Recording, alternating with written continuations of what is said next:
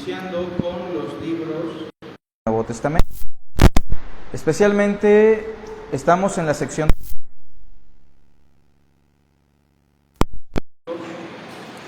Abran sus Biblias, por favor, en el Evangelio de San Juan.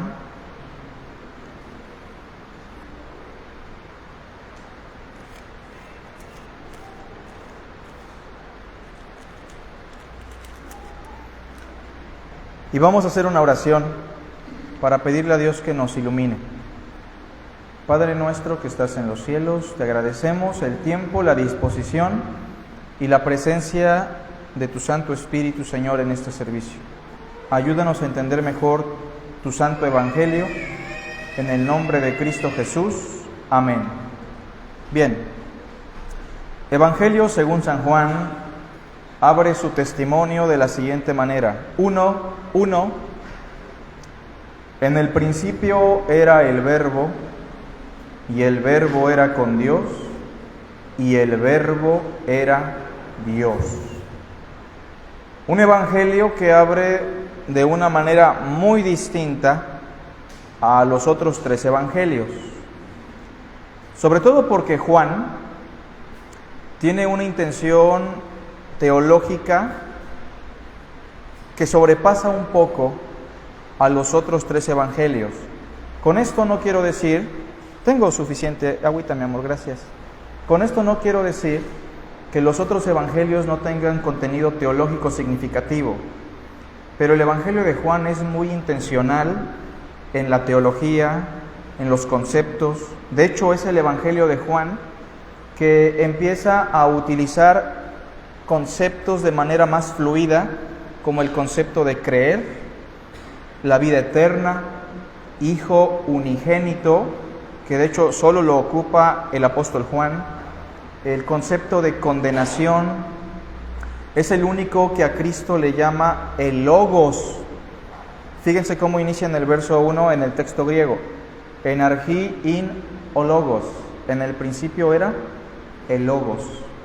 Que o Logos sin prostondeón. Y el Logos estaba cara a cara con Dios. Que Deo sino Logos. Y el Logos era Dios. Ya con eso tenemos una profundidad que no tienen a simple vista los otros evangelios. También el evangelio de Juan registra acontecimientos, entrevistas que no registran los otros evangelios. Por ejemplo, el encuentro con Nicodemo solo aparece en el evangelio de Juan. La entrevista con la samaritana solo aparece en el evangelio de Juan. La conversión del agua en vino solo aparece en el evangelio de Juan. La resurrección de Lázaro solo aparece en el evangelio de Juan. El evangelio de Juan, al parecer, y a diferencia de los otros evangelios, no toma información de otros documentos, como sí lo hacen Mateo, Marcos y Lucas. Por ejemplo, nuestro hermano Carlitos, que enseñó Lucas, de seguro leyó la introducción, en donde el escritor del Evangelio de Lucas da por sentado que ya existían otros escritos que relataban los acontecimientos, y muy probablemente Lucas recopiló información de personajes y documentos que aún existían. Un ejemplo de ello es que menciona a María constantemente como alguien que recordaba todas estas cosas y las guardaba en su corazón. Mateo y Marcos, por ejemplo, son documentos que tienen cierta reciprocidad. No sabemos si Marcos le copió a Mateo o Mateo le copió a Marcos, pero el Evangelio de Juan es exclusivo en ese sentido, porque aunque toma testimonios, obviamente, de su propia experiencia como apóstol, no se basa propiamente en los textos de otros evangelios. Bueno, vamos a iniciar entonces con los aspectos generales de este evangelio precioso. El nombre de Juan, que significa en hebreo Dios perdona o Dios es misericordioso, es el nombre que tradicionalmente se le ha dado a este evangelio, lo cual nos lleva al autor. ¿Quién es el autor del evangelio de Juan? Probablemente el apóstol Juan. ¿Y por qué decimos probablemente? Fíjense, no podemos asegurar con ninguno de los evangelios quién es su escritor. ¿O sí podemos? Por ejemplo, con Lucas. ¿Cómo aseguramos que fue Lucas? No lo sabemos. ¿Cómo aseguramos que Marcos escribió Marcos? ¿Cómo aseguramos que Mateo escribió Mateo? Por la evidencia interna es casi imposible establecerlo. Entonces, la realidad es que nos dejamos llevar por la evidencia externa. Los comentarios de personajes muy cercanos a la época, ¿se entiende la idea? La tradición del cristianismo en los primeros siglos.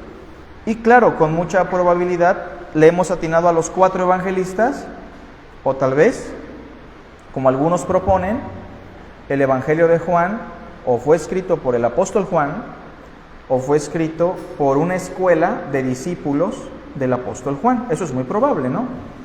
No lo podemos saber y tampoco nos interesa mucho, porque lo que sí nos interesa del Evangelio de Juan, ¿qué es? Que lo escribiera Juan o lo escribiera un grupo de discípulos del apóstol Juan. ¿Qué es lo que nos interesa? Que el autor es el Espíritu de Dios, que es un documento inspirado por Dios y útil para nosotros. Bueno, entonces el autor probablemente fue el apóstol Juan. La fecha. Hay 2 fechas que se debaten y tampoco podemos ser exactos con las fechas. Ya hemos dicho que en los documentos históricos las fechas son subjetivas, podemos dar algunos acercamientos. Algunos opinan que fue entre el 80 y el 95, ¿no? Después de la destrucción del templo. Otros opinan que fue entre el 50 y el 70. ¿Por qué?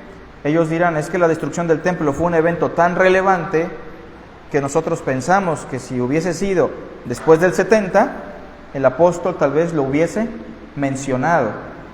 Y bueno, son las fechas próximas. Tema central del documento de Juan. ¿Ya lo pusieron en pantalla o les pregunto? ¿Cuál será? Todavía no, ¿verdad? ¿Cuál es el tema central? ¿Se han leído el Evangelio de Juan todos? A ver, levante la mano aquí. ¿Quién no lo ha leído nunca, el Evangelio de Juan? ¿Todos lo han leído entonces? ¿Todos? ¿Hasta los niños? Bueno, a ver, escucho propuestas. ¿Cuál es el tema central del Evangelio de Juan? El tema. El amor. ¿Qué más? La relación de Jesús con Dios Padre. ¿Qué más? ¿Hermano?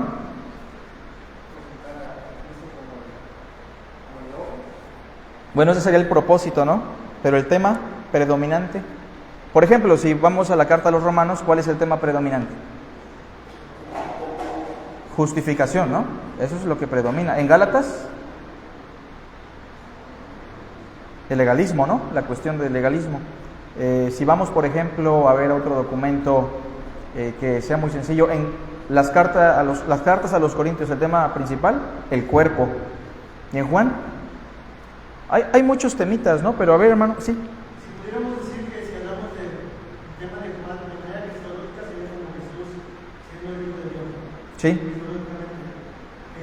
Cuando se soteriológicamente, habla acerca de la fe y la vida eterna. Entonces podemos tener como varios temas. Sí, hay muchos temas que predominan. Yo quise escoger uno en particular, pero hay muchos que predominan. Por ejemplo, nuestro hermano Israel, los israelitas mencionaban la cristología. Sí, la cristología de Juan es predominante. La soteriología también. Yo puse uno en particular, que es la vida eterna. De hecho, ahí tienen su punto de encuentro casi todos los otros subtemas, como la cristología. El mismo Cristo dice que Él es la vida eterna, ¿o no? La vida eterna también como concepto soteriológico aparece ahí. De hecho, ¿cómo dice Juan 3:16? ¿Quién se lo sabe de memoria? Que ha dado a su Hijo unigénito. No se pierda, mas tenga vida. Pero, ¿qué significa Hijo unigénito? ¿O qué significa vida eterna? Todo eso es muy importante definirlo, pero el tema central, o uno de los temas predominantes es ese. ¿O qué dijo Jesús? Yo soy el camino, la verdad y la vida. ¿Qué dijo en la oración final? Esta es la vida eterna. O cómo le refiere a la mujer samaritana su necesidad de la vida eterna con una metáfora. Necesitas tomar del agua viva, aludiendo a la vida eterna con agua. O cuando les dijo a los de la multitud que andaban de hambrientos, en ese sentido, les dice, no busquen el pan que perece, sino el pan vivo. No como alguien dijo el otro día, pan bimbo, es pan vivo, yo soy la resurrección y la vida. La vida eterna es uno de los temas que más predomina en este evangelio.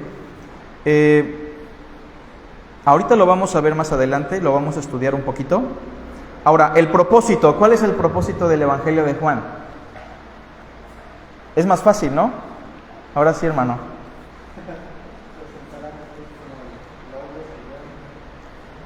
Fíjense, el propósito es ambiguo. Uno, lo que dice Israel: presentar a Jesús como el Cristo, el Hijo de Dios.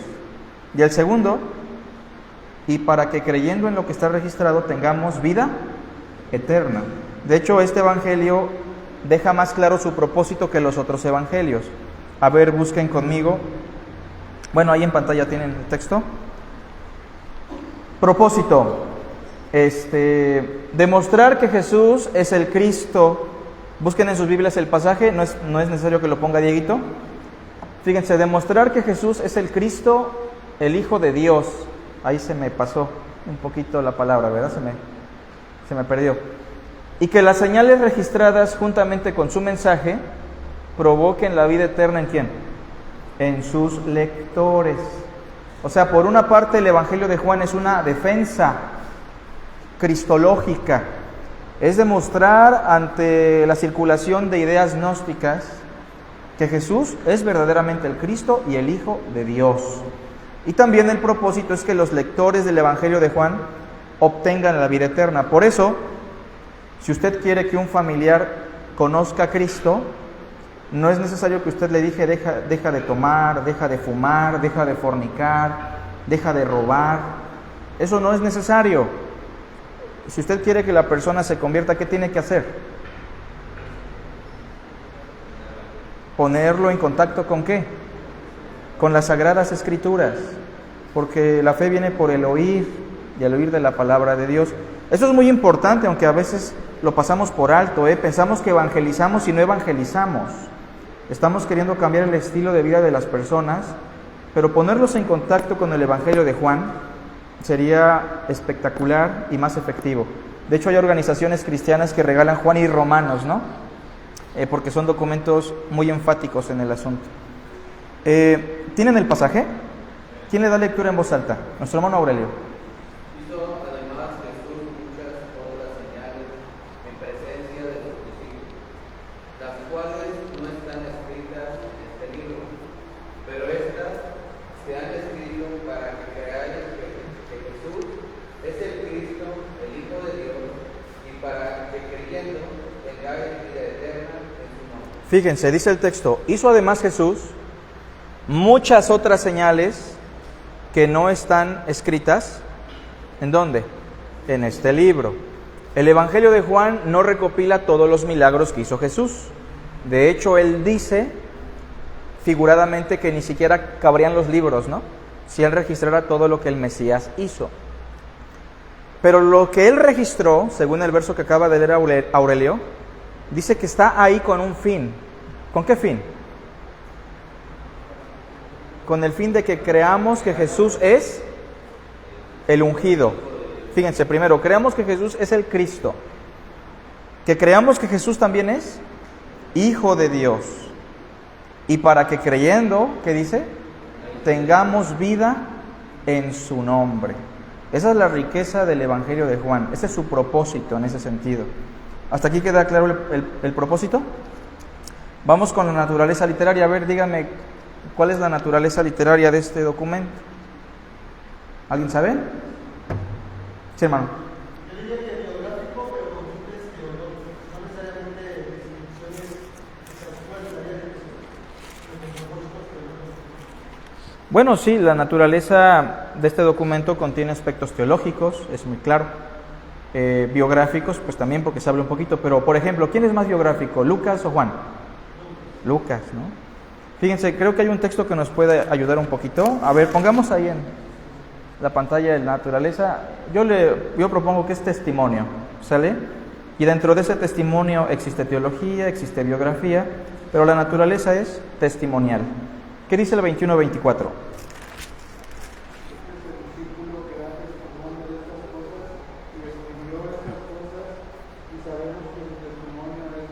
¿Se dan cuenta? Este es el discípulo que da testimonio de estas cosas y escribió estas cosas.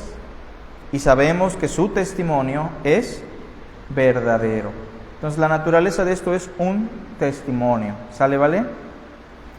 Y eso es importante porque el documento de Juan pertenece al primer siglo. Y dar testimonio de Cristo y de sus hazañas en una fecha tan cercana nos da a nosotros mucha tranquilidad. No como el Corán, que fue escrito 600 años después y se atreve a decir lo que Cristo hizo en esta tierra. Eso no tiene un valor testimonial ni histórico para nosotros. Estructura. La estructura es muy simple. Fíjense. La estructura está definida por 7 señales o 7 milagros. Incluso con los niños nos aprendíamos una canción hace años en una iglesita. Jesús y sus milagros te fascinarán. ¿Cómo dice después? Hallarás unos cuantos en el libro de San Juan. A ver, ¿cuántas señales hay en el Evangelio de Juan? ¿Alguien sabe? Hermano, adelante. Sí, hermano, adelante. El agua en vino, Ese es uno, ¿no? La conversión del agua en vino. la multiplicación de panes y peces, Ajá. la resurrección de Lázaro, 3, cuando sana a un ciego, 4. cuando sana a un romano, Ahí va, sí. El hijo, ¿no? 5. Ayuden a Israel, hermanos. El paralítico, ¿no?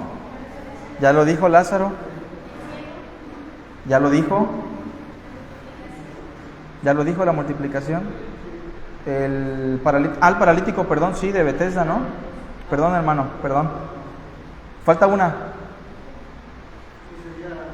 Pues la misma resurrección de Cristo se registra, ¿no? Ahí están. Vamos en orden, a ver. El primer milagro es el milagro del vino, que abarca capítulo 2, verso 1 al 12. Vean conmigo, por favor, esa porción. En sus Biblias no es necesario que la busquen en pantalla, porque traemos Biblia, ¿verdad? La mayoría.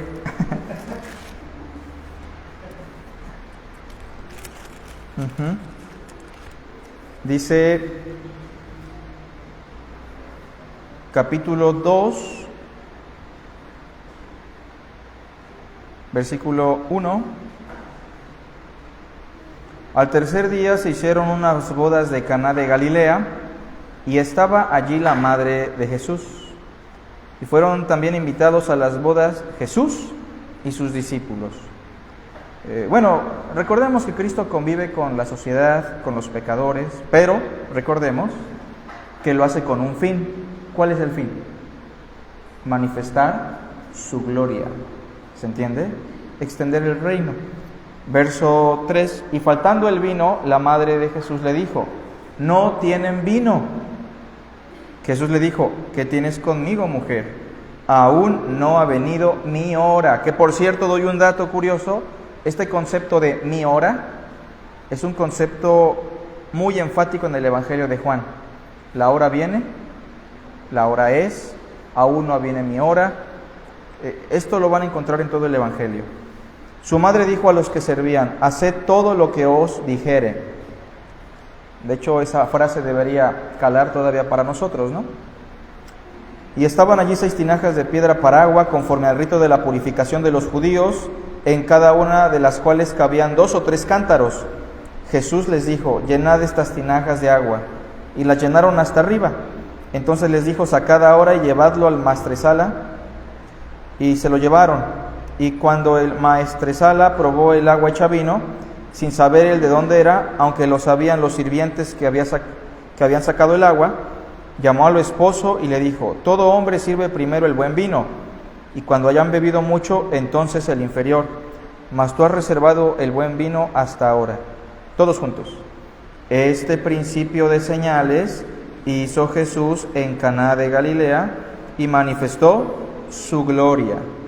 Y sus discípulos creyeron en él. ¿Noten eso? Está una relación muy estrecha entre su señal y la fe de aquellos que le acompañan. Bueno, ese es el primer milagro en la estructura. Obviamente, antes de este milagro, todo el capítulo 1 de Juan, ¿de qué trata? De una introducción en donde se exalta la divinidad de Cristo como el Logos eterno. Después se dice que el Verbo se hizo carne. Y después se presenta al precursor mesiánico, a Juan el Bautista. Y es como llegamos a este milagro. Segundo milagro en el orden es el milagro de la curación del hijo de un noble, de un hombre que formaba parte de la nobleza de la época. Capítulo 4, verso 46. En adelante. Ese es el segundo milagro. Vino pues Jesús otra vez a Caná de Galilea, donde había convertido el agua en vino, y había en Capernaum un oficial del rey, cuyo hijo estaba enfermo. Cuando oyó que Jesús había llegado de Judá a Galilea, vino a él y le rogó que descendiese y sanase a su hijo que estaba a punto de morir. Entonces Jesús le dijo: si no viereis señales y prodigios, no creeréis. El oficial del rey le dijo: Señor, desciende antes que mi hijo muera. Jesús le dijo: ve, tu hijo vive. Y el hombre creyó la palabra que Jesús le dijo y se fue. Cuando ya él descendía, sus siervos salieron a recibirle y le dieron nuevas diciendo: tu hijo vive. Entonces él les preguntó a qué hora había comenzado a estar mejor, y le dijeron: ayer a las 7 le dejó la fiebre. El padre entonces entendió que aquella era la hora en que Jesús le había dicho: tu hijo vive, y creyó él con toda su casa. 54, todos juntos. Esta segunda señal hizo Jesús cuando fue de Judea a Galilea. Entonces, no sé si notan que el orden para Juan es muy importante en estos milagros. De hecho, son milagros que en su mayoría no están registrados en los otros evangelios, excepto, me parece, el de la multiplicación. Ese es el único que aparece en los otros evangelios, pero todos los demás, y también obviamente quitando la resurrección, no aparecen. Número 3, el milagro del paralítico. ¿Se acuerdan de ese paralítico? Que había una leyenda de que un ángel movía las aguas y que los que se acercaban a las aguas del estanque sanaban, ¿se acuerdan? Y entonces Cristo encuentra a este hombre paralítico miserable, lo sana y le dice: ya te sané, vete y no peques más, lo cual indica que muy probablemente su parálisis sí era causa ¿de qué? De sus propios pecados. Y es muy probable que cuando los apóstoles escuchan esto y ven al ciego más adelante, por eso le preguntan también: ¿quién pecó? ¿Se entiende? ¿Este o sus padres? Esto nos demuestra por una parte que no siempre la enfermedad tiene la misma causa. A veces es por nuestro pecado, ¿sí o no? Y a veces es porque desde la eternidad Dios planeó un propósito para nosotros. Número 3, entonces, el milagro del paralítico, del capítulo 5, verso 1 al 18, ya no lo vamos a leer. Cuarto milagro es el milagro de la multiplicación de los alimentos, que abarca el capítulo 6, verso 1 al 15. Aquí se dan otros datos importantes, ¿no? Porque aquí vemos a las personas buscando a Cristo por conveniencia, ¿no? Por la despensita, por la comida, en una época donde sí era muy miserable la economía en Israel.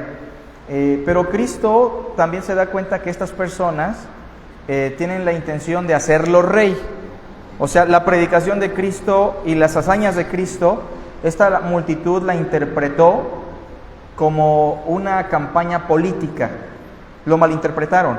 Quisieron hacerlo rey, Cristo se va y les da el gran sermón sobre el verdadero pan que descendió del cielo, que es Él. Vean conmigo el capítulo 6, por favor. Después de que hace el milagro, dice el versículo 14: aquellos hombres entonces, viendo la señal que Jesús había hecho, dijeron: este verdaderamente es el profeta que había de venir al mundo. ¿Y tenían razón o no? Tenían razón. Pero entendiendo Jesús que iban a venir para apoderarse de él y hacerle rey, volvió a retirarse al monte él solo. Tenían una cosmovisión equivocada del reino de Dios. Un reino materialista, humano, terrenal, a la manera de los hombres. Ese es el cuarto milagro. Quinto milagro es la curación de un ciego, que aparece en el capítulo 9 del verso 1 al 12. ¿Se acuerdan de ese ciego? ¿Todos lo ubican? Esta señal es importante porque este ciego terminó viendo, pero escuchen bien, terminó viendo en el significado más extenso de la palabra. ¿Por qué? Porque Cristo le dice de manera muy irónica, vean el capítulo 9, versículo 35, después de que lo sana y pierde a su familia, pierde la sinagoga, pierde religión, pierde contacto social, pareciera que el milagro de Cristo nada más lo perjudicó y que Cristo nada más apareció al principio, se desapareció. Cristo le aparece una vez más al ciego, ya cuando lo ve triste, abandonado, sin ilusiones. Hay una canción que dice así, ¿verdad? Dice el verso 35, notemos. Oyó Jesús que le habían expulsado. ¿Sabe usted lo que significa eso? Si lo expulsamos a usted de nuestra iglesia, más allá de que sienta feo o no sienta feo, o tal vez lo desee, ¿afectaría mucho? Socialmente, familiarmente, espiritualmente, no tanto. Puede encontrar cuántas iglesias en la ciudad, y de sana doctrina, y con buena enseñanza, ¿no? Pero, en aquella época que usted lo expulsaran de la sinagoga, en primer lugar, ya no tenía derecho a entrar a ninguna sinagoga. Tus padres te daban por muerto, perdías contacto con la sociedad, y lo único que te quedaba era llevarte con publicanos, pecadores, rameras, griegos, egipcios, romanos. Así que lo expulsan, y aunque ya puede ver, no le quedó nada. Y dice el versículo 35, noten. Oyó Jesús que le habían expulsado, y hallándole le dijo, todos juntos, ¿crees tú en el Hijo del Hombre? De hecho, esa es la traducción correcta. Hijo de Dios es una mala traducción del texto. ¿Crees tú en el Hijo del Hombre? 36. Respondió él y dijo, ¿quién es, Señor, para que crea en él? Todos juntos. Le dijo Jesús, pues le has visto. Qué irónico, ¿no? Porque era un ciego y ahora no solamente puede ver, sino que está viendo ¿a quién? Al Hijo de Dios. Le has visto, y el que habla contigo, Él es. Ese es el quinto milagro. Sexto milagro, la resurrección de Lázaro. Todos conocemos la resurrección de Lázaro, un milagro hermoso que no aparece en ningún otro evangelio. Conocen la historia muy bien. Lázaro ya estaba muerto de 4 días, ya apestaba, estaba pudriendo, y aún así el Señor lo resucitó de entre los muertos. Leamos una porción interesante, por favor. Capítulo 11, versículo 40. Después de que su hermana Marta le dice, Señor, ya está muerto, apesta, ¿ya para qué vamos a la tumba? Jesús le dijo, ¿no te he dicho que si crees verás la gloria de Dios? Que por cierto, eso nos debe recordar que la muerte tiene solución, ¿no? Para los que creemos en Cristo. Y que aquí apestaba, pero en algunos de los casos hay familiares, hermanos, amigos que murieron y ya son polvo otra vez. Su cuerpo está totalmente deshecho. Pero el Señor tiene el poder para resucitar. Y el verso 40 dice, ¿no te he dicho que si crees verás la gloria de Dios? Que por cierto les recuerdo que el propósito de la muerte de Lázaro, ¿cuál era? Glorificar a Dios. Pero noten cómo la gloria de Dios está conectada con la fe, concepto teológico muy importante en Juan. Entonces quitaron la piedra de donde había sido puesto el muerto, y Jesús, alzando los ojos a lo alto, dijo, Padre, gracias te doy por haberme oído. ¿Quién hizo el milagro? Dios. ¿A través de quién? De Cristo. Esto indica que Cristo oró a Dios por este milagro. Y dice en el versículo 42, yo sabía que siempre me oyes, pero lo dije por causa de la multitud que está alrededor, para que crean que tú me has enviado. Porque ¿qué es creer según el verso 40? ver la gloria de Dios. ¿Por qué hizo el milagro en las bodas de Caná? Porque manifestó su gloria. Concepto teológico interesante también. Último milagro, pues es el milagro de la resurrección, que aparece en el capítulo 20, del verso 1 al 10. No lo vamos a leer, pero ese es el último milagro, y con eso concluye el Evangelio de Juan, que por cierto da algunos detalles que no dan los otros evangelios, como el hecho de que María Magdalena sola tuvo la intención de llevarse al Señor, aunque el Señor ya había resucitado. Y bueno, eso es la estructura básicamente del Evangelio de Juan. No sé si hasta aquí tengamos alguna pregunta. ¿No? Bien. Vamos a los temas teológicos, en donde vamos a tomar un poquito más de tiempo. A ver, primero vamos con la teología. Y aquí voy a enfatizar algo que dijo nuestro hermano Carlos Rojas. Con respecto a la teología, se presenta un aspecto del ser de Dios que es esencial para el apóstol Juan. ¿Cuál? El amor universal de Dios. Perdón, no me dio el sentimiento, me estaba ahogando, El amor universal de Dios. ¿Por qué digo universal? A ver, ¿cuál es el texto del amor que más no sabemos? Juan 3:16. Pero ¿a quién se lo dijo eso Cristo? Si ha leído el Evangelio de Juan, si lo recuerda. ¿A quién le dijo Cristo ese texto? A Nicodemo, un fariseo que creía en la predestinación, como nosotros lo creemos, pero que era un fariseo extremista en cuanto a ese asunto. De hecho, los fariseos eran extremistas. De hecho, hay cristianos que son extremistas con ese asunto, que piensan que el amor de Dios se limita a algunos. ¿Y el texto qué dice? Porque de tal manera amó Dios. Eso debió impactarle mucho a Nicodemo. ¿Cómo? Si no todos son judíos, si no todos son fariseos, si no todos son miembros del pacto. No, pero Dios amó tanto al mundo. Otro texto que hace énfasis en el amor de Dios es el de Juan capítulo 15. Ninguno tiene mayor amor que este, que uno dé la vida por sus amigos. O Juan 13, que dice: un mandamiento nuevo os doy, que se amen los unos a los otros. Por cierto, ¿cómo define el Evangelio de Juan el amor de Dios? El Evangelio de Juan, ¿cómo define el amor?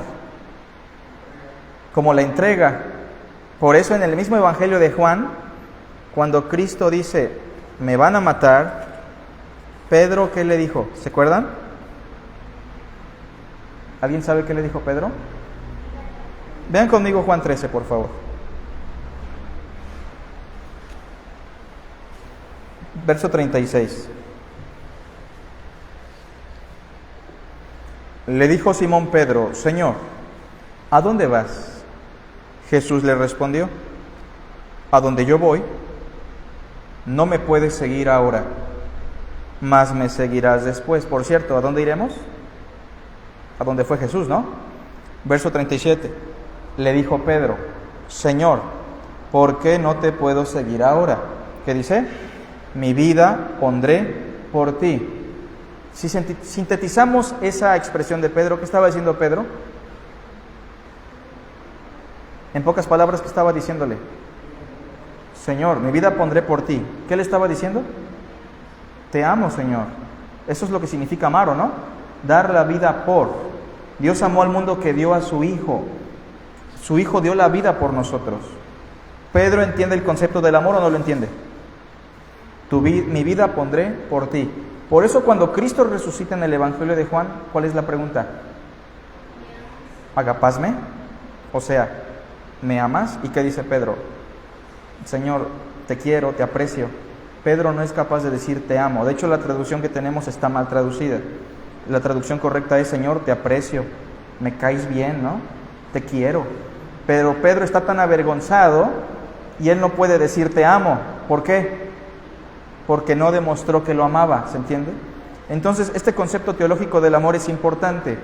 Que todo el mundo sepa que Dios ama a la humanidad. ¿Qué significa eso? Que Dios ha entregado todo lo que tenía, lo más valioso de su ser, a su Hijo unigénito, para que todo aquel que en Él crea no se pierda, mas tenga vida eterna. Ese es el amor de Dios, que Dios nos ha dado a su Hijo unigénito, y si nos lo dio a Él, ¿cómo no nos dará también con Él todas las cosas? Ese es el amor de Dios. Que no todos experimentan el amor de Dios, esa es otra cosa. Pero Dios ama a todos los hombres de manera indiscriminada, de manera incondicional, por el hecho de que Él es amor, ¿se entiende? Por causa de su propia naturaleza. Ahora hay que hacer una distinción.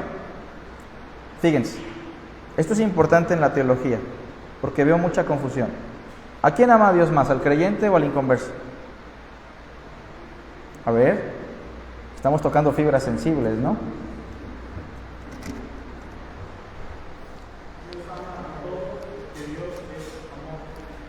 Claro, Dios ama a todos por igual, porque su amor no está condicionado a algo. Ahora, cuando hablamos del creyente y el inconverso, tenemos que hacer una distinción más exacta.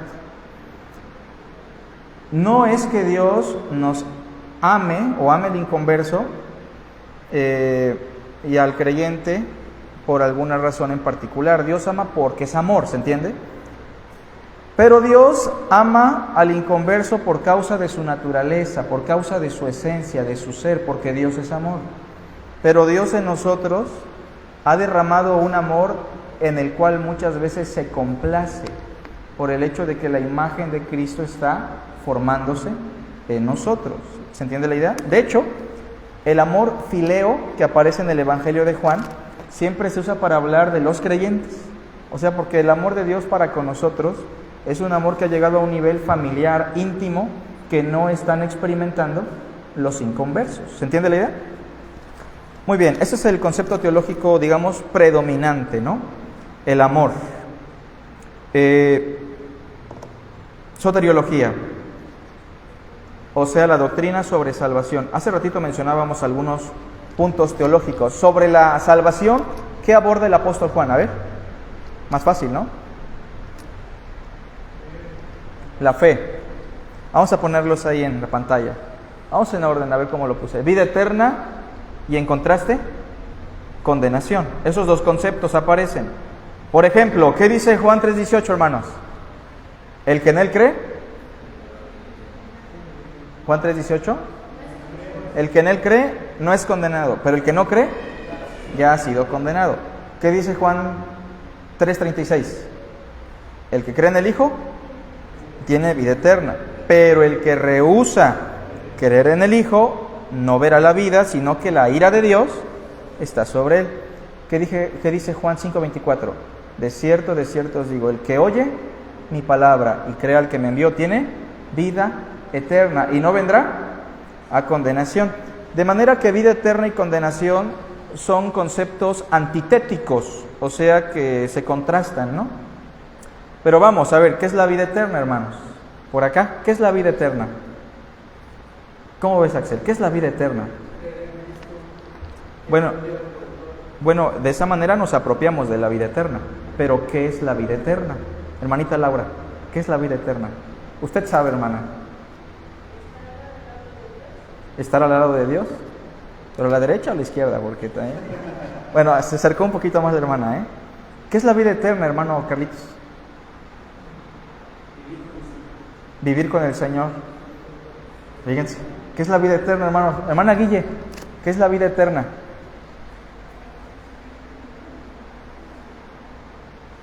Con calma, hermana. En lo que lo piensa, nuestro hermano Israel por acá tiene una idea. En relación a Dios, Jesucristo es la vida eterna. Uh-huh. En relación a nosotros es tener la comunión eterna con Dios. Claro. O sea, la vida eterna es Dios. Y cuando nosotros tenemos vida eterna, lo que estamos diciendo es que estamos relacionándonos con Dios. ¿Qué dice Juan 17:3? Lo ponemos en pantalla. A ver.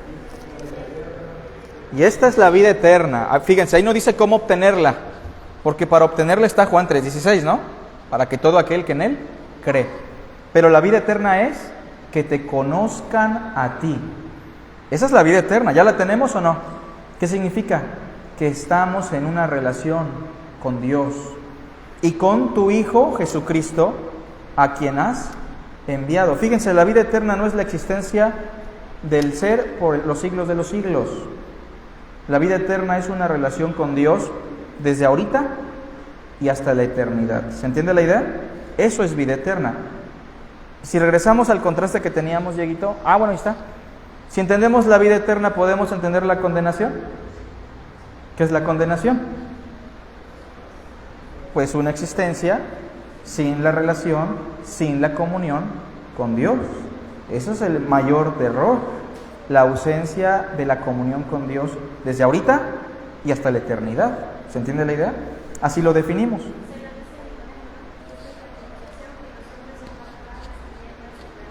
Así es. La condenación también se define como el amor a las tinieblas, la ausencia de la luz, ¿no? La ausencia del amor. Así podemos definir la condenación, ¿sí o no? Bueno, ¿qué otro concepto aparece? Inciso B, la fe, o sea, el creer. O sea, el Evangelio de Juan, por eso les decía que es más enfático que los otros evangelios. Quiero hacer una pregunta importante. ¿El arrepentimiento nos salva? Fíjense qué pregunta tan importante. A ver, los chicos que estudian teología, ¿el arrepentimiento nos puede salvar? Pues no. ¿La fe nos puede salvar? Tampoco. Solo Cristo puede salvar. ¿Sale? Eso ya es diferente, ¿no? Pero la pregunta, ¿cuál fue? ¿La fe salva? No, la fe no salva a nadie. Puedo tener mucha fe, pero la pregunta es en quién, ¿no? O en qué. Hay personas que son muy positivas incluso, ¿no? Yo tengo fe, mi negocio va a pegar, o Argentina va a ganar el mundial. Pero la fe no salva a nadie. De hecho, si pensáramos así, seríamos idólatras, ¿o no? El arrepentimiento tampoco salva a nadie. Pero vamos a cambiar la pregunta. ¿Por medio de qué me puedo apropiar de la vida eterna? Por medio de la fe. ¿Qué dice Efesios 2:8? Porque por gracia sois salvos, por medio de la fe. La fe solamente es el vínculo por el cual nos podemos apropiar del perdón de nuestros pecados. Fíjense, ¿el perdón ya fue pagado o no? Solo nos apropiamos por medio de la fe. De hecho, aquí hay que enfatizar mucho. No es por medio del arrepentimiento que nos apropiamos de la justificación ni del perdón. La Biblia nunca dice eso. El arrepentimiento es una experiencia sistemática a la fe, no lo podemos negar, simultánea a la fe, pero es por medio de la fe en Cristo que nos apropiamos de la salvación. ¿Queda claro eso? Sí, hermano.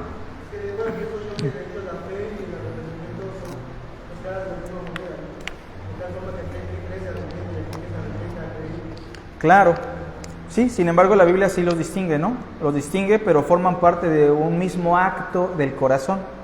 La fe en Cristo está implicando un cambio de mente. De hecho, ¿cómo inician los rudimentos? ¿Se acuerdan? Arrepentimiento de obras muertas y la fe en Dios. O sea, cambio mi mentalidad sobre lo que yo pienso que me puede salvar, sobre Dios, sobre mí, y en consecuencia ahora lo que debo hacer es poner mi fe en Cristo. Pero son dos realidades que se pueden distinguir, pero forman parte de una misma experiencia, ¿sale?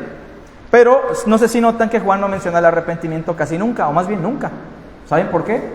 Porque lo que nos apropia a la salvación es la fe en Cristo. ¿Sale, vale? Vuelvo a preguntar, ¿la fe salva? No. Es más, puede ser que las abuelitas tengan más fe que nosotros, ¿no? Las del país. No significa que tengan a Cristo. Bueno, vamos, inciso C. Otro concepto de la soteriología es el mundo, o el concepto de todo aquel, ¿sale? O sea, de que todos los seres humanos tienen acceso a ser salvos o no. ¿Cómo ven? ¿Todos los seres humanos tienen acceso o no? Pues sí. Me hace mucho ruido la interpretación de algunas personas que dicen, es que cuando Juan 3:16 dice que de tal manera amó Dios al mundo, se refiere a los escogidos. Eso no lo dice el texto, es una manipulación del texto. ¿Qué dice sobre los escogidos Juan 3:16? No dice nada. Si queremos hablar de los escogidos, vayamos a textos que hablan de los escogidos, ¿o no? Pero el texto no dice eso enfáticamente. Entonces, este concepto de la universalidad de la salvación, no que todos van a ser salvos, sino que todos tienen acceso y la posibilidad de ser salvos por la gracia de Dios, es un concepto muy enfático en Juan. ¿Sale? Y otro concepto soteriológico y que ya asoma tantito la puntita también a cristológico, es Cristo como el único medio, inciso D. A ver, ¿qué expresiones sobre esto tenemos en el Evangelio de Juan?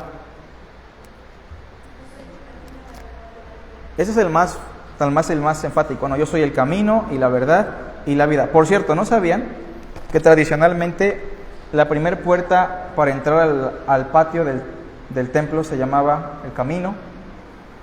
La segunda puerta donde entraban los sacerdotes al lugar santo se llamaba tradicionalmente la verdad. Y el lugar santísimo, la última puerta que era el velo, era llamado tradicionalmente la vida. O sea, Cristo muy probablemente está haciendo énfasis a eso, ¿no? Que tradicionalmente se conocía en la época. Pero ¿qué otra expresión tenemos sobre Cristo como el único medio de salvación en Juan? Yo soy el pan, ¿qué más? La puerta, ¿qué más? El agua viva, ¿qué más?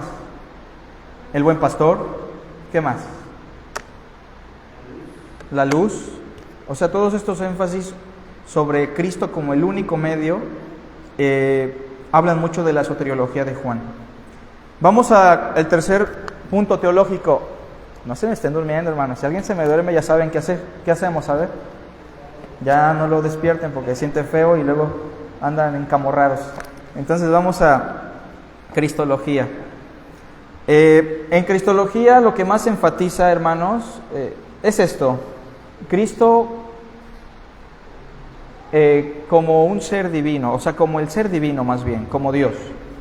Aquí se mencionan dos conceptos que son nuevos para los oyentes del cristianismo en la época.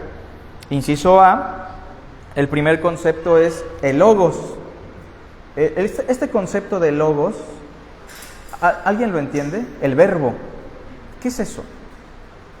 ¿Qué es eso de que Jesús es el verbo, no? Porque hasta un cantante lo usa, ¿no? Para sus canciones. Pero ¿qué es eso del verbo de Dios? ¿Alguien?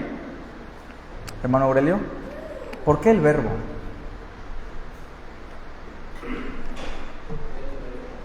Se vale decir, ¿no? Pues no pasa nada. Ajá. Sí, ¿por qué menciona ese concepto novedoso de el verbo? A ver, hermano Axel, que levanta.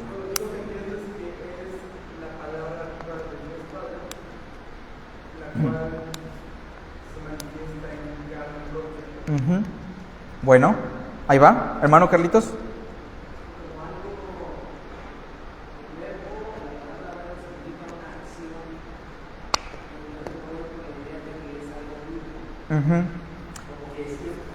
Fíjense, esto es tomado de la cultura griega. Primero, el concepto de logos, que es el término griego, Juan lo adopta de la cultura griega. No que Juan se adapte a la cultura griega ni a la filosofía, más bien toma prestado un recurso y lo adapta a la cristiandad de la época.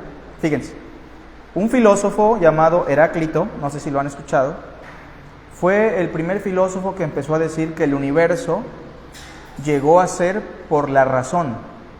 Para Heráclito la razón era el logos. De hecho, logos, ¿cómo se traduce al español? Biología. ¿Qué es biología? Razonamiento sobre la vida o estudios sobre la vida. ¿Qué es antropología? Razonamiento o estudios sobre el hombre. Logos, para Heráclito, era la razón. Aquello, esa fuerza, esa primer patada que le dio origen a todas las cosas. O sea, la idea es que hay un pensamiento eterno que le ha dado orden, estética, sabor, color, origen a todo lo que existe. Y que de hecho, los filósofos decían que en algún momento el logos nos poseía. ¿En qué momento me posee el logos, según el filósofo griego? En el momento que yo estoy reflexionando. Déjenme en paz, porque estoy poseído por el logos, ¿se entiende? Pero para los griegos, ¿qué era el logos? Algo, ¿se entiende? Sabiduría eterna. Para ellos no existía propiamente un Dios, pero el logos era aquello que le dio origen a todo lo que existe.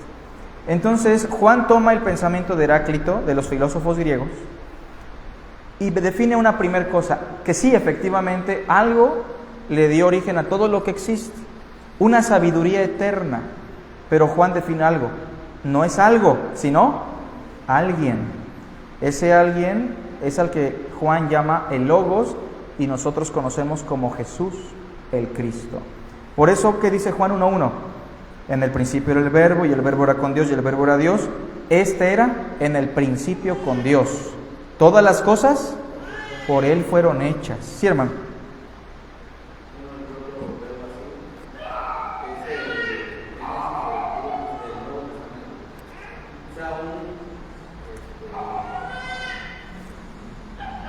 Sí, entiendo.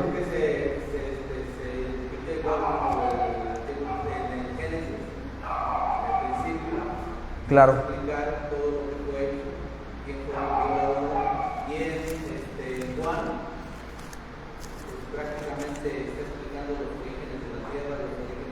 Sí, fíjese, más bien, lo que dice Aurelio es verdad, pero voy a tratar de aterrizarlo más. El Evangelio de Juan capítulo 1 lo que hace es comentar lo que pasó en el Génesis 1.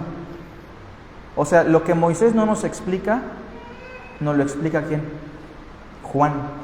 O sea, Juan está dando detalles que nosotros no podíamos notar en el Génesis. Por ejemplo, abran sus Biblias en Juan 1:1, en adelante. El verso 2, ¿qué dice?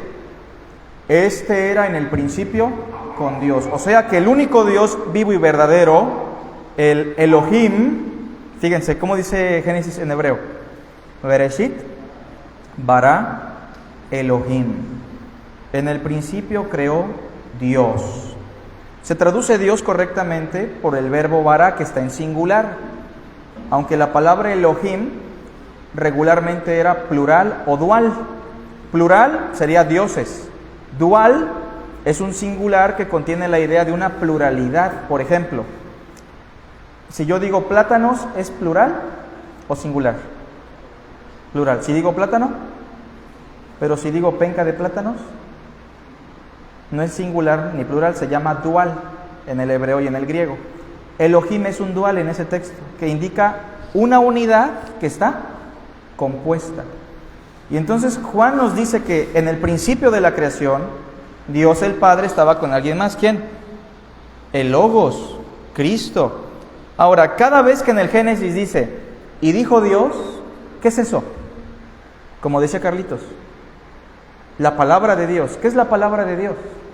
¿Es algo? ¿Es una fuerza? No, la palabra de Dios, el Logos de Dios, es una persona.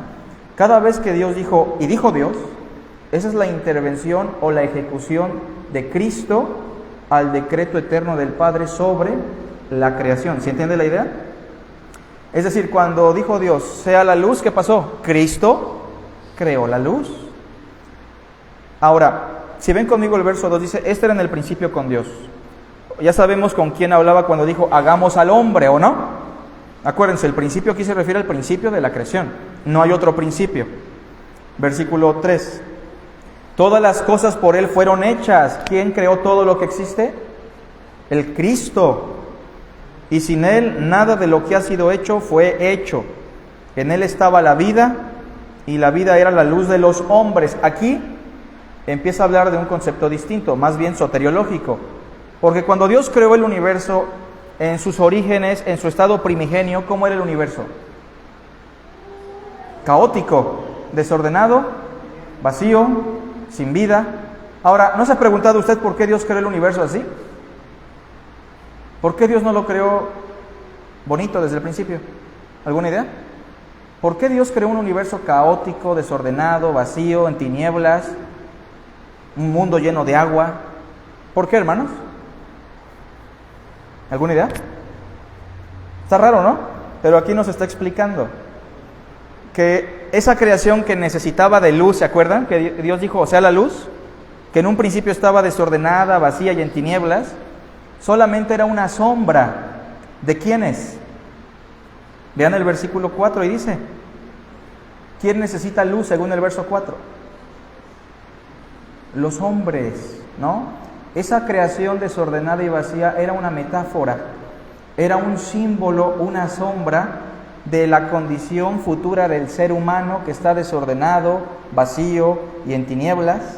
Y el mismo que dijo, sea la luz, y el mundo recibió la luz, es el mismo que le dijo a Axel en algún momento de su existencia, sea la luz ¿en dónde? en su corazón. ¿No lo dice también así Pablo? Dice, porque el mismo que dijo, sea la luz, es el que alumbra vuestros corazones para el conocimiento del Evangelio. Entonces, hermanos, es muy claro que aquí Juan está comentando el Génesis de una profundidad que no tenemos en cuenta muchas veces. ¿Sí, hermano? ¿Por qué el verbo se encuentra en pasado? ¿Era? La vida era. No, es que no está en pasado en el texto griego. El verbo era es el verbo imi, que es un verbo que está en un presente continuo, como yo soy el que soy. La mejor traducción es era, porque si fuera en pasado diría estaba. En el español es difícil traducirlo. Es un presente continuo. Así es, era, no habla de un pasado, de un presente, abarca un concepto eterno. Por eso sabemos que habla de eternidad. Es lo mismo como cuando hablamos de yo soy el que soy. Pero puedes investigar el verbo griego imi, que aquí se traduce como in, es una contracción, ¿sale? Bueno, ese es el primer concepto, logos, ¿no? ¿Hasta aquí vamos bien, hermanos? Ven el 5, la luz en las tinieblas resplandece. ¿Eso pasó en la creación o no? Pero eso sigue pasando ¿en dónde? En los corazones de los hombres. Ese es el concepto de logos. Inciso B, perdón, otro concepto nuevo que no aparece en otros versículos de la Biblia o en los evangelios es inciso B, hijo unigénito. Ahí va. Se trabó, perdón. No te preocupes, Dieguito. Hijo unigénito. Hijo de Dios sí aparece en otros versículos, pero hijo unigénito solo aparece en el Evangelio de Juan. ¿Alguien sabe qué es esto del hijo unigénito? Eso, muy bien, hermano. Vamos a invitar unos tacos, ¿eh? Ya hace falta que el hermano comparta un día de esto, ¿verdad? Sí, esa es la idea. ¿De dónde nace este concepto? Si buscan conmigo primero vean aquí el capítulo 1, versículo 18. A Dios nadie le vio jamás. ¿Es verdad o es mentira? Es verdad, ¿no? Pues lo dice. Pero cuando leemos el Antiguo Testamento, ¿no hay personajes que vieron a Dios? Sí vieron a Dios, ¿no? Sí vieron a Dios, pero a Dios, el Hijo. Ahora fíjense, ¿cómo dice la Biblia de las Américas en ese texto? ¿Alguien la tiene?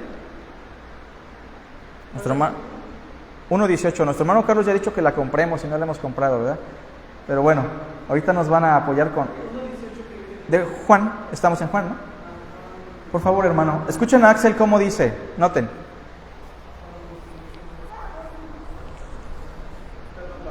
No se preocupe, hermano. Ya se fue a los apócrifos. Nadie ha visto jamás a Dios, el unigénito de Dios, que está en el seno del Padre. Él lo ha dado a conocer. ¿Cambia? El unigénito Hijo, dice la Reina Valera, ¿y ahí? El unigénito Dios. El unigénito Dios. Es un concepto bien profundo, porque está hablando de dos personas que se distinguen, que conforman al mismo Dios. Unigénito Dios, monogenes, creo que es la palabra griega. Es decir, el único que comparte con el Padre la misma sustancia, la misma naturaleza. Metafóricamente podríamos decir la misma sangre, ¿no? Metafóricamente, los mismos genes. ¿Qué dice Juan 3:16? A ver si entendemos mejor el concepto. Porque de tal manera amó Dios al mundo que ha dado. ¿Qué está diciendo? Que ha dado al único que comparte en naturaleza, en sustancia, en esencia, el mismo poder, la misma naturaleza con Él, ¿se entiende? Dios se ha dado en la persona de su Hijo. Este concepto no lo inventó Juan, lo toma Juan de la teología del rey David. No sé si recuerdan que David usa este concepto por primera vez en el Salmo 2. El Señor me ha dicho, mi hijo eres tú. Yo te engendré hoy. ¿Cuándo lo engendró? Hoy. Es un presente continuo otra vez. Yo te engendré hoy. Esa es la idea. El eternamente engendrado del Padre. ¿Qué significa eso? El que eternamente comparte la naturaleza, la esencia con Dios el Padre. Esa es la idea del Hijo unigénito. Por eso el credo de Nicea, ¿qué dice? Creo en un solo Dios Padre Todopoderoso, A ver, ¿quién fue al catecismo? ¿Nadie fue al catecismo? ¿Usted, hermana Guilla, sí fue? ¿Sí? ¿Ustedes por allá, hermanos? A ver cómo dice el credo. Creo en un solo Dios, Padre Todopoderoso, Creador de los cielos y de la tierra, de todo lo visible y lo invisible. No empiecen con el dulce madre ahorita, porque ese no, ¿verdad? pero en la parte cristológica, ¿qué dice? Creo en un solo Señor, Jesucristo, Dios de Dios, luz de luz, algo así, ¿no? Luz de luz, engendrado, no creado. ¿Qué significa eso? De la misma naturaleza del Padre. Bueno, aunque no lo crean el credo, creo que es de Atanasio, ¿no? Es un credo que está bien elaborado, ¿eh? Ese diácono estudiaba bastante. Su pastor es el que andaba mal, Arrio, ¿no? Bueno, vamos por favor a neumatología. Dato curioso, anótenlo. El Evangelio de Juan es el que más especifica y explica lo concerniente al Espíritu Santo. El primero es Lucas. Yo le había mencionado por allá a Carlitos eso. Hechos y Lucas hablan muchísimo del Espíritu Santo, pero el que más explica la obra del Espíritu Santo es el Evangelio de Juan. Un punto número 4, entre paréntesis, de hecho dice, es el evangelio que mejor explica el Espíritu Santo. Fíjense, 3 capítulos dedicados a la obra del Espíritu Santo. ¿Quiere saber cómo obra el Espíritu Santo? Lea estos pasajes explicados por Cristo. Ahí se va a dar cuenta si el Espíritu Santo se manifiesta correctamente en nuestra iglesia, en nuestra vida, si de veras vamos a caer al suelo, si de veras nos va a motivar a cosas extrañas. Ahí lo vamos a ver, ¿no?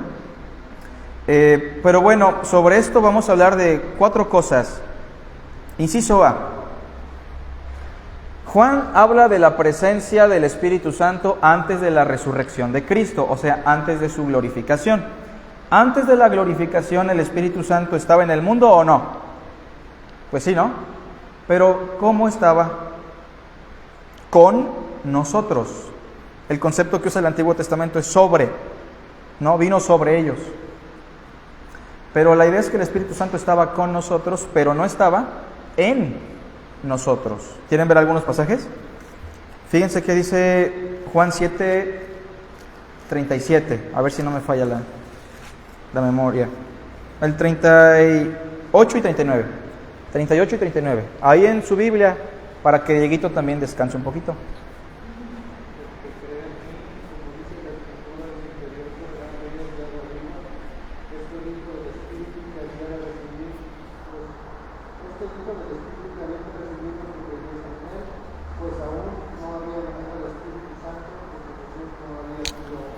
Fíjense, el Espíritu Santo lo recibimos ¿cómo? Primero quiero que vean, ¿cómo recibimos el Espíritu? Este es un debate teológico, ¿eh? Algunos dicen, no, primero el Espíritu lo recibes y después crees. Yo opino, con todo respeto, que no es así. Yo opino que creemos y el Espíritu viene a morar en nosotros por la fe. De hecho, creo que es la propuesta, ¿no? Del versículo 38. El que cree en mí, como dice la Escritura, y no sabemos qué Escritura porque está citando un documento que se perdió, de su interior correrán ríos de agua viva. Y dice el versículo 39, esto dijo del Espíritu que habrían de recibir, ¿quiénes? Los que creyesen en Él. Eso es la regeneración, recibir la naturaleza divina en el buen sentido de la palabra, recibir a Dios en el corazón por medio de la fe. Pero noten el verso 39 al final, pues aún no había venido el Espíritu Santo, porque Jesús no había sido aún glorificado. O sea, hasta la resurrección y hasta el día de Pentecostés en particular, es cuando el Espíritu viene a la iglesia en la experiencia del nuevo pacto. Inciso, bueno, ahí en el A también, vean conmigo el capítulo 14, versículo 16. ¿Cómo dice? Y yo rogaré al Padre y os dará otro ayudador. Esa es la idea de consolador. Más que consolador es alguien que ayuda, alguien que auxilia, que está a nuestro lado. Para que esté con vosotros, ¿cuánto tiempo?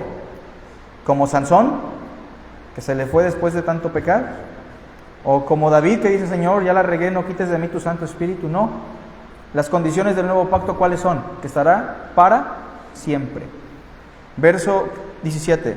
El Espíritu de verdad al cual el mundo no puede recibir porque no le ve ni le conoce, pero vosotros le conocéis porque mora con vosotros. ¿Cómo estaba con ellos? Con ellos. ¿Pero qué dice al final? Y estará en vosotros. Lo cual nos lleva al inciso B. También se nos habla de la presencia del Espíritu Santo después de la glorificación. Pregunta, ¿Dios está con todos los hombres o no? Pues sí. ¿Dios está en todos los hombres? No, Dios solo está en los que creen en su Hijo. Pero ciertamente no está lejos de cada uno de los seres humanos que habitan este mundo. ¿Estamos de acuerdo? Ahora, hablemos de la obra del Espíritu Santo en el creyente. Inciso C. Ya no solamente de su presencia, sino de su obra. ¿Cuál es la obra del Espíritu Santo en el creyente según Juan, hermanos? ¿Alguien ha leído algo? ¿Qué hace en el creyente? Bueno, sí, le da una nueva naturaleza. Juan 3:3. Le hace recordar las palabras de Cristo. Ya llevamos dos, fíjense. En primer lugar, el Espíritu nos hace nacer de nuevo, ¿sí o no? Nacemos de Él. Juan 3:3, Juan 3:5, Juan 3:7, es necesario nacer del Espíritu, ¿no? Otra, nos recuerda las palabras de nuestro Maestro. Vean el capítulo 14, por favor, versículo 26. Mas el Consolador, el Espíritu Santo, me está pasando como en Cardel el domingo, ¿verdad? Mas el Consolador, el Espíritu Santo, a quien el Padre enviará en mi nombre, ¿qué dice?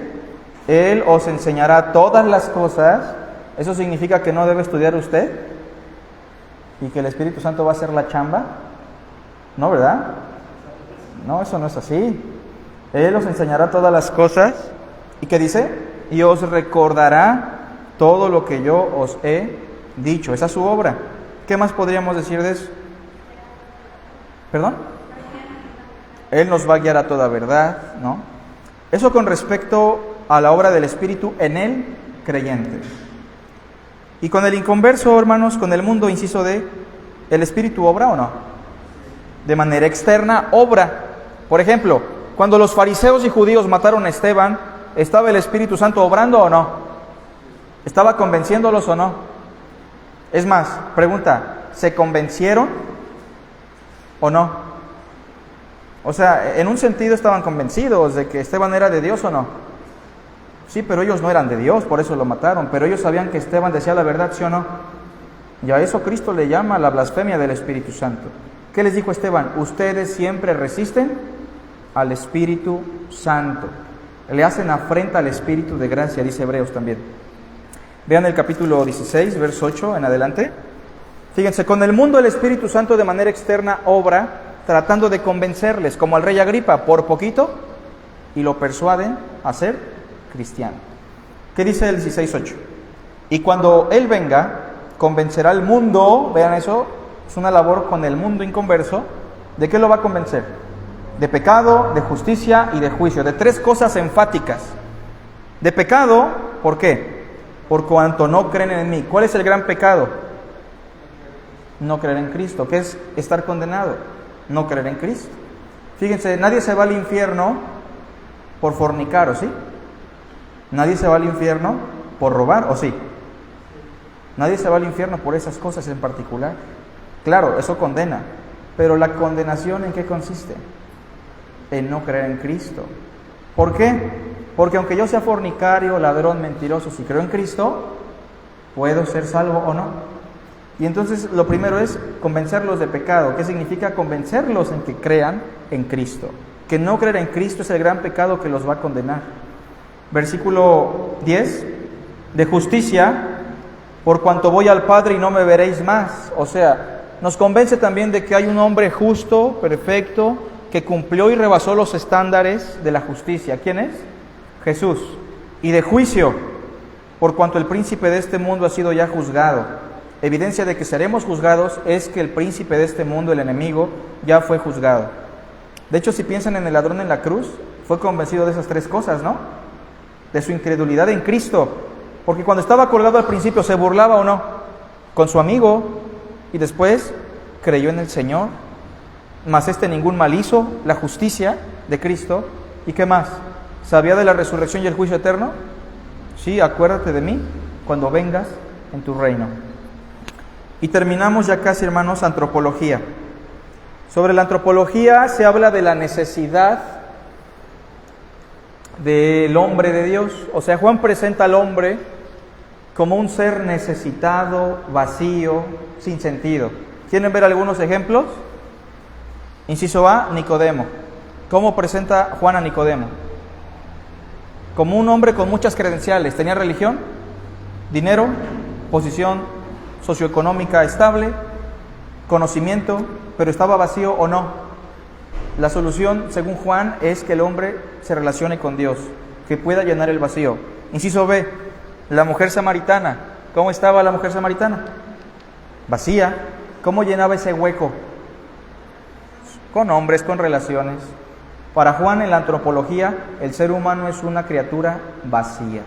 Como dijo por ahí San Agustín, Dios nos creó ¿para quién? Para Él. Y solo estaremos plenos en Él. Y la multitud que lo seguía, ¿se acuerdan? Porque iba por la comida, pero estaban vacíos, no del estómago solamente, sino de su corazón. Termino, punto número 6, hermanos. Cosmología. Con respecto a la cosmología, se nos habla de la creación como la obra del Logos. Eso ya lo explicamos un poquito en Cristología, entonces lo vamos a seguir. Ahora sí ya, 7, que no le puse número, se me olvidó. Escatología. 3 cosas que se enfatizan aquí. Inciso A, la segunda venida de Cristo. ¿Se acuerdan de Juan 14, 1 en adelante? No se turbe su corazón, si creen en Dios, crean también en mí. En la casa de mi Padre muchas moradas hay. ¿De qué color? No sabemos, ¿verdad? En la casa de mi Padre muchas moradas hay, y si así no fuera, yo se los hubiera dicho. Voy pues a preparar lugar para vosotros. Y si me fuere y os prepararé el lugar, ¿qué dice? Vendré otra vez. Ahí está la explicación de la segunda venida. Y os tomaré a mí mismo, para que donde yo estoy, ustedes también estén. Lo cual nos lleva por implicación a los otros 2. Inciso B, la resurrección de los muertos, que aparece en el capítulo 5.